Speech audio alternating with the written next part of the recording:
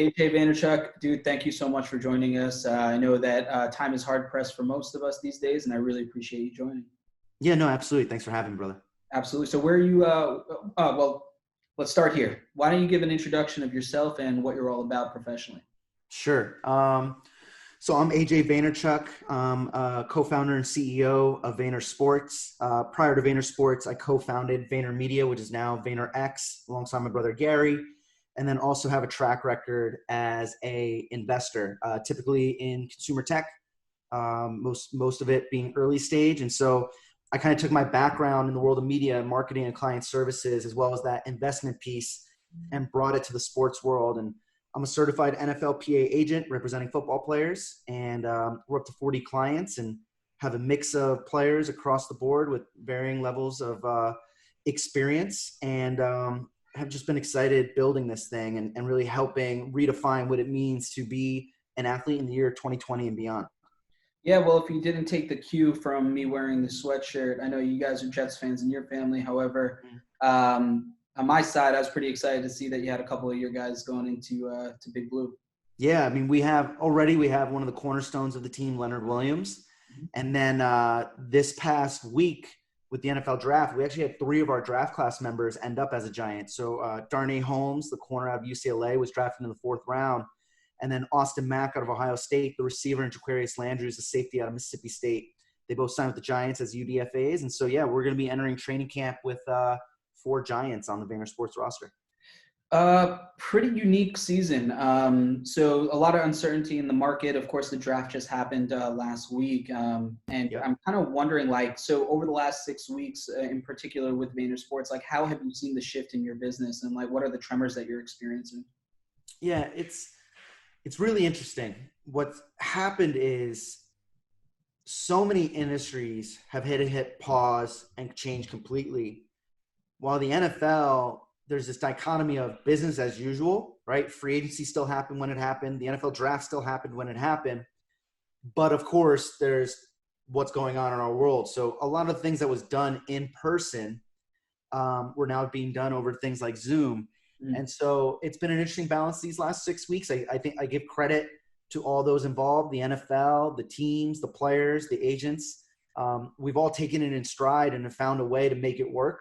Obviously, free agency and the draft is one thing, playing games is another, and we eagerly await to see, how things play out and what the NFL owners and NFLPA decide to do moving forward about playing the actual games. But honestly, yes, it was different, but the substance was majorly the same. Yeah.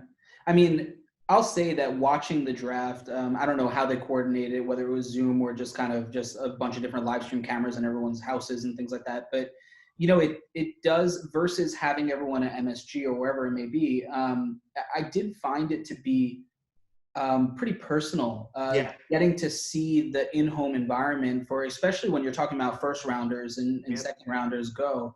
They're usually in their suit and tie and sitting right up front. So at the reception. So to see that was pretty remarkable. And honestly, it made it more human in a way. It was certainly more intimate.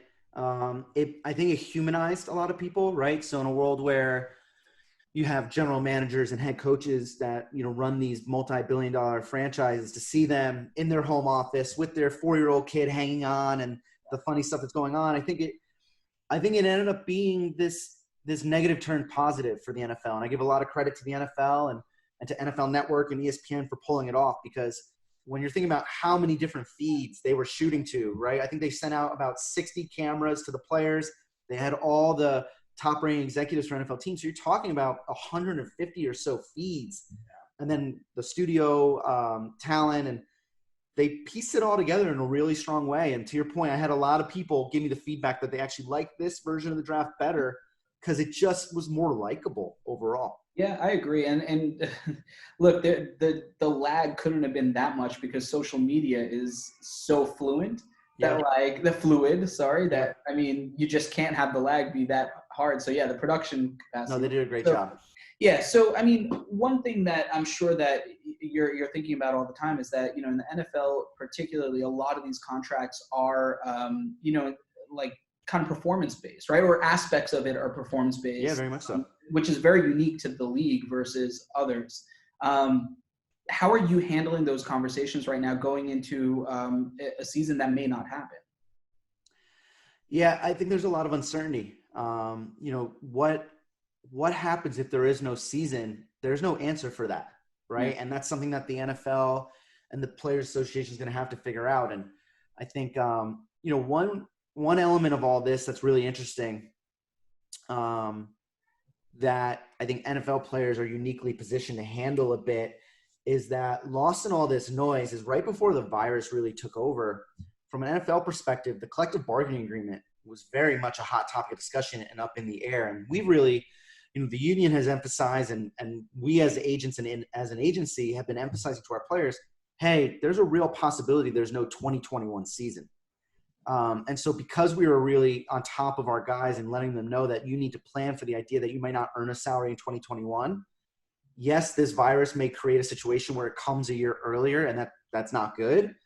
But at least these guys have been putting away some savings and been mentally preparing for the idea of no income for a year.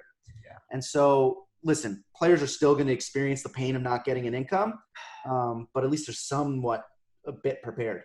But yeah, I mean, like, how do you see them, I guess, let me take a step back, a distinguishing factor between the way that you are building your agency practice or have built it is a lot of priority on the personal branding and self-improvement of the players and marketing them themselves. So not relying on necessarily branded sponsorships, but how do you put yourself in an advantage to acquire other areas of revenue? Now, how I guess are you handling the delicacies that come with, like, a 19-year-old or 20-year-old that, their entire family and them personally has invested so much into this moment? Yeah. And the amount of kind of just disappointment that I would assume settles in at one shot. Oh yeah. Yeah. I think, something that we're going to put on our shoulders is if there is no season and there's no income for these players, we need to look at this as, okay, yes, this is a terrible outcome, right? And you were designated to make millions of dollars or even hundreds of thousands of dollars for those just entering that you were counting on. We need to understand that there is this whole gap that no football has created that the football players have the first right to fill, so to speak. And so what we're going to bear the responsibility of, because we are a full service agency that not only handles the contract, but also talks about the brand and endorsements and things of that nature, we're going to work with our players to identify new income streams based on the fact that they're going to have time on their hands that they never would have, right? So in season, it's really hard to be extremely active, as far as money-making opportunities, because you're focused on ball. But if there's no ball to be played, you now have September, October, November, and December free at your disposal to find new ways to generate income. And so, we're taking it week by week, but we've already started having initial conversations of, we have to plan for no football. And if that happens, that's what I see our role and responsibility being is helping our guys find new ways to earn an income and bridge the gap. What are some ways in which, I guess, you're finding it that can be particularly valuable of a time spend for these young talents? Content creation, whether that's doing podcast interviews or radio interviews or TV interviews or creating their own content. So 2 examples. We have a client, Keith Smith. Keith plays fullback for the Atlanta Falcons. During the quarantine, he started a private Zoom book reading club for children. Keith's a father. He's got a young daughter. And she's in elementary school. And so he started, his nickname is appropriately Beef, because big, bulky, beefy fullback, former linebacker. And so the series, which airs every Wednesday at 3:00 Eastern, 12:00 Pacific, is called Books with Beef, where he's literally got 100+ families, a mom or a dad and their little one reading along with him. And he's got guest speakers coming in. He had a children's book author read her book to the class. He's had teammates. He's had other football players. And so he's created this community around children's learning. That's incredible. And that doesn't really exist elsewhere, right? And then the other one that's really interesting as well is we represent a guy named Allen Robinson. And Allen's one of the best wide receivers in the entire league. and plays for the Chicago Bears. And he started something. He wears the number 12. He started an Instagram live series called 12 with 12, where at least it started as 12 minutes of him watching film. So you really get like inside the classroom because he's a technician and he's showing you game tape and what he was thinking and why he made that move and that little movement and how he's preparing for the next opponent. And then, but what's nice about it is we didn't call it, film room with Allen Robinson. We didn't say it's football. It's 12 with 12. Allen's a multifaceted individual with a lot of different interests. A future 12 with 12 might be him watching an episode of his favorite TV show and telling you why it's the best TV show in the world. It might be an episode of him cooking. And so creating this programmatic content that can be evergreen and sustainable, that's independent of stepping foot on the football field because they already have an existing audience, is an example of creating content as a pillar from the platform that football's provided them. Oh, I love it, man. I love it. What are some areas of development that have been catalyzed in your world or your business as a result of COVID?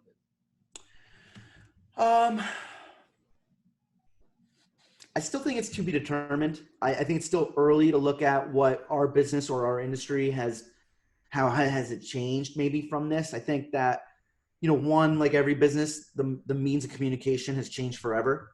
I think there's going to be a lot more video conferencing than there is phone calls, things like that. I read a great Twitter thread from a venture capitalist. I want to say it was Josh Ellman. I'm pretty sure it was Josh. And he just wrote about this notion of, okay, think of the conference call that is traditionally been split amongst in person and on the phone, right? Everybody's been there. You've been in a big meeting room and you've had 8 people in the room and 4 people on the dial-in, right? Now looking at it, it's most likely when you have 8 people in one meeting room and 4 people on the phone, it's most likely that the most beneficial way to have that 12-person call, if you ever want to have a 12-person call, that's a whole nother discussion, but pretend you do, Sure. Is to actually have all 12 people individually throw on noise-canceling headphones and sit at their desk and have that conversation rather than having 8 people face-to-face and 4 on the phone. And by having it on video, there's no more stumbling. Who's on the line, right? Every time I've been on a conference call with more than a few people, it's like, all right, is Rick on yet? Is Ashley, has she joined? But when you're on a Zoom, you just get a notification. You can see that they're there. Oh, did they step away from their desk? They can mute when they need to mute. Like the visual cues to help facilitate the conversation, and then also document sharing, right? If all 12 of you are reviewing a presentation and the 8 people in the room have one presentation on the screen and the 4 people on the phone have their own presentation on their laptop, they're like, oh, what slide are you on? Oh, we're on slide 6 in the room. Okay, I'll catch up. Everybody's on one presentation, and just the synchronization of it all, I think it's going to really change the way people operate. Yeah, my mind is blown by that. Cheers to that, Josh. Jeez. Yeah. that's solid. Thanks for sharing. So yeah, that's Josh's original thought, and his original thought has forced me to think about, I think one of the biggest things that I'll do operationally, whether it's VaynerSports or anything I'm involved with, is I'm going to have, it's kind of like this whole new world has been opened, right? Where this forced experience has made us reanalyze the way we were doing things, right? And so I know coming out, the second the quarantine's lifted and I'm back in the office and I'm back on airplanes, whoever knows when that is, I'm definitely going to take some time. I'm probably going to live it for a week or 2. And then I'm going to block off 6 hours of time and just reflect and say, okay, this is how I did things before the quarantine. This is how I did it during the quarantine. This is how I'm doing it post-quarantine. How do I need to adjust? And so that's an example, right? I may never participate again, at least of my own will. I'll never lead a 10-person meeting of mixed in-person conference phone ever again. I mean, you just switched me like that. And so what's crazy is that can't be the only thing, right? And now that Josh opened my eyes to that concept, I'm going to be looking for more things like that. There's got to be a few things that are fundamentally broken about the way we work and the way we communicate that will be changed. And so one thing that ran through my mind, for example, that I'm going to have to really reflect on and I'm really digesting is I'm a huge fan of taking calls while driving home. I live in the suburbs of New York and my office is in the city. And something that I do that really allows me to be effective and efficient is I leave the office traditionally when I'm in New York, which is only 70% of the time. But when I'm in New York, I leave the office around 3:30 so that I can get home in 45 minutes and not sit in traffic for 2 hours. And then I get home and I jump in my home office and I keep working. But what I'm thinking about is that 45-minute drive, since it's at 3 o'clock, was always phone calls. So I was always still working. So if somebody said, hey, I need to get on the phone with you, I'll say, hey, I'll call you at 3, right? Because I'd rather be on the phone while driving than when I'm in person or on my laptop, because I'd be getting something better done. But now I have to think about, like, shoot, now are those phone calls on my drive homes, can those only be one-on-ones? Probably, right? Because if that's a 5, 6, 7-person call that I slotted for my drive, it's going to be really hard to do that. And I'm not going to video conference and drive and get into a car accident. So that changes. Am I now in a place where all one-on-one conversations in the future are driving, or maybe 3 people on the phone is fine. But once you get into 4, 5, 6, it's questionable. So that's another thing. Before we head out, I'm curious, what type of folks are you looking to connect with today? And what is the best way to either follow you or the work that you're doing over at VaynerSports? Yeah, I'll start with the latter. I'm an easy follow on Twitter and Instagram. It's just AJV, my initials, those 3 letters on both Twitter and Instagram. I'm fairly active. Did you get those real early? Yeah, real early. Wow. That's the benefit of being, I was on Twitter in 2007. I was on Instagram. I'll look right now. This is always fun. I was on Instagram extremely early. I hated on Instagram. I was one of those ones that just resisted it for so long. And as opposed to seeing the opportunity right in front of my eyes, you know what I mean? It happens to everybody. I've got plenty of misses along the way. I was on, my first Instagram picture was on October 10th, 2010. Wow. Nice. So been on Instagram for 10 years now, which is wild. So yeah, to answer your question, yes, I was early on those. So I was not an investor in either, but yeah. AJV on both Twitter and Instagram. And what type of folks are you looking to connect with? Yeah, I'm just honestly, I'm looking to connect with anybody that has an interest in the world of athletes and sports. So thrilled to connect with brands that want to activate athletes as influencers. I'm constantly connecting with aspiring, individuals that want to get into the world of sports and into athlete representation. And then anybody that's working with athletes that have an interest in what VaynerSports is up to, thrilled to connect with those as well. Awesome. AJ Vaynerchuk of VaynerSports and VaynerMedia. VaynerX, I should say. Jeez, man. We'll just say Vayner. Just say Vayner. 3 times, and AJ shows up. Thank you so much for participating and spending time with us today. Thanks, Pavan. I appreciate you, man. Take care. Thank you. Bye-bye.